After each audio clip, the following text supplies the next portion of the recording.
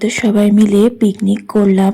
আজকে এই যে ফেরার পালা, তো সবাই ওই সকালবেলা উঠেই রেডি হয়ে গেছি। আসলে আমার উঠতে অনেকটাই বেলা হয়ে গেছিল, বাবা ডেকে তুলেছে। তারপরে রেডি হয়ে এই তো বেরিয়ে পড়লাম।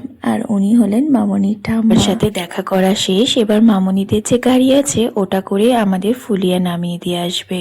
বলেছিলাম ট্রেনে চলে যাই, কিন্তু সবাই বলল না, গাড়িতেই ছেড়ে দিয়ে আসবে। তারপরে এই তো চলে এসেছি। এসে মামনি একটু রান্না করে নিয়েছে, শুধু ফেনা ভাত, আলু সেদ্ধ আর ডিম সেদ্ধ। আসলে আমিই বলেছিলাম মামনিকে যে সকালবেলা এগুলোই খাবো, এত রিচ খেয়েছি কালকে সারাদিন, আজকে একটু এইসব খাবারই ভালো গেছিল।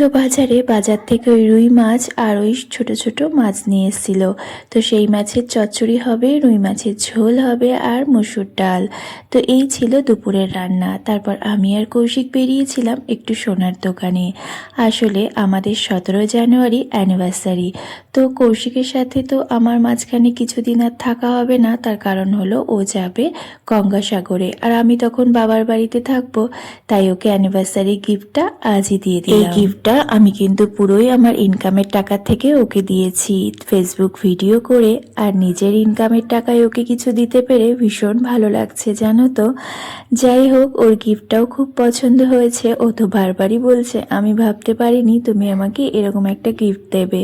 ভেবেছিলাম সারপ্রাইজ দেব, কিন্তু তারপর ভাবলাম হাতের মাপটা তো আর পাবো না, তাই ওকে জানিয়েই দিলাম। তো রান্না করছিল আর এতক্ষণ দাঁড়িয়ে থেকে মামনির পা দুটো ভীষণ ব্যথা করছিল, আর আমিও একটু ঘরগুলো ঝাড় দিয়ে দিলাম। তারপরে শ্বশুরমশাই চলে এসেছিল, ওনাকেও মামনি খেতে দিয়ে দিল।